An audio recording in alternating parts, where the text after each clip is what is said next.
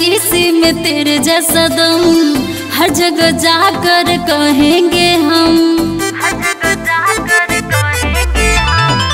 है न तेरे जैसा किसी में दम हर जगह जाकर कहेंगे हम कि मौत भी तेरे आगे शर्मिंदा है।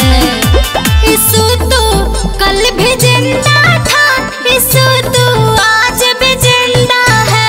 यीशु तू कल भी जिंदा था, यीशु तू आज भी जिंदा है।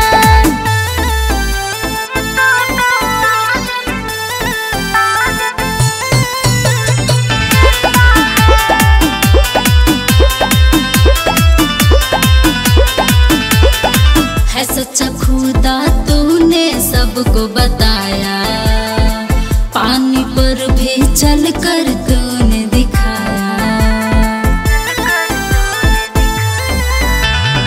है सच्चा खुदा तूने सबको बताया, पानी पर भी चल कर तूने दिखाया। ये सच जानता अब बंदा है। यीशु तू कल भी जिंदा था, यीशु तू आज भी जिंदा है। यीशु तू कल भी जिंदा था, यीशु तू आज भी जिंदा है।